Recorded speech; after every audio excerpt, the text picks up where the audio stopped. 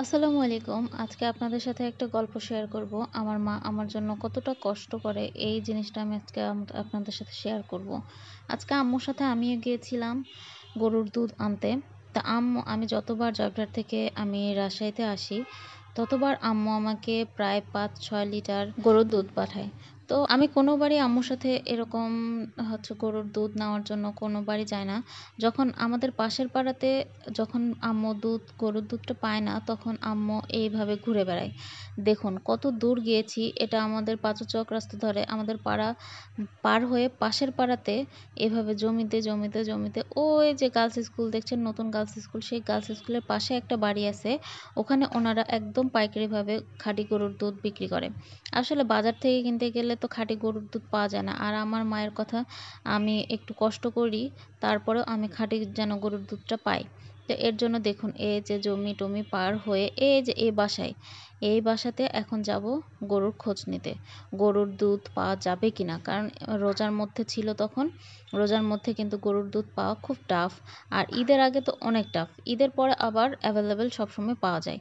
কিন্তু আজকে আম্মুর সাথে ঘুরতে গিয়ে যেটা ফিল করলাম, এই যে রোদের মধ্যে, আর আমার মা তো অসুস্থ, আমাদের শরীর ফিট থাকলেও আম্মুর শরীর কিন্তু ফিট না। এই যে রোদের মধ্যে এত দূর, ওখানে যদি দুধটা পেয়েও যাই, তাহলে এই যে এত দূর থেকে হাঁটতে বাসায় নিয়ে যেতে ৫ কেজি দুধ, হাতের অবস্থা কীরকম হতে পারে চিন্তা করছেন একবার। তা আম্মুর কষ্টটা ফিল করার জন্য আমি আজকে আম্মুর সাথে চলে যাচ্ছিলাম হাঁটতে। আসলে তখন রোজা থেকে এত দূর এরকম ফাঁকা জায়গায় হাঁটতে যাওয়া কিন্তু খুব টাফ।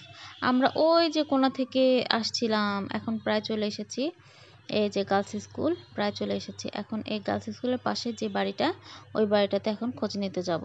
এই যে গার্লস স্কুল আর এই যে বাড়িটা, এখন ওখানে যেতে হবে আমাদেরকে। কিন্তু দুর্ভাগ্যবশত আমরা ওখানে কোনো প্রকারই গরুর দুধ পাই নাই, কারণ ওরা পাইকারিভাবে আগে বিক্রি করে দিয়েছিল। আমরা প্রায় 11টা-12টার দিক গিয়েছি, হয়তো সকালে গেলে আমরা মনে হয় পেয়ে যেতাম। তারপরে ওখানে খোঁজ পেলাম আরেকটা বাসাতে পাওয়া যাবে, মানে পাশেই আরেকটা চাতালের সাথে একটা লাগানো বাড়ি আছে, ওখানে পাওয়া যাবে। তো যেতে দেখি এখানে অনেক পুরানো একটা পুকুর।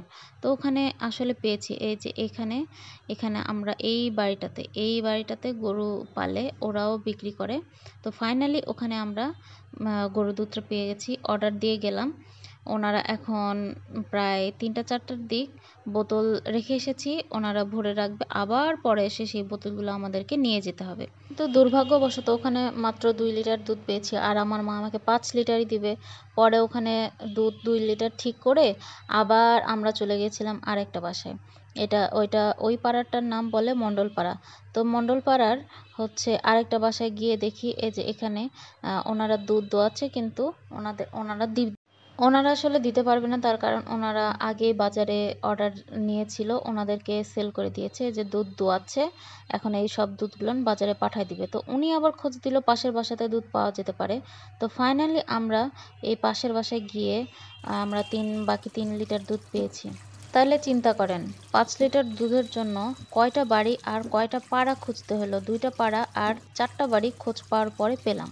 তাইলে আপনারাই বলেন, এই যে আমার মা এরকম 2 দিন বা 3 দিন কখনো এরকম পায় না, কখনো 2টা-3টা পাড়া খুঁজে এভাবে আমাকে দুধ জোগাড় করে আমার সাথে পাঠায় দেয়। তো আপনারাই বলেন, এরকম মাকে যখন মানুষ খারাপ বলে, তখন তার প্রতি কতটা ঘৃণা আসতে পারে। তো যাই হোক, এই গল্পটা আপনাদেরকে দেখানোর কিছু কারণ আছে, এটা একটা জাস্ট উদাহরণ মাত্র। এরকম যে কত স্যাক্রিফাইস, কত কষ্ট করে মা আমার জন্য, যা বলার মতো না।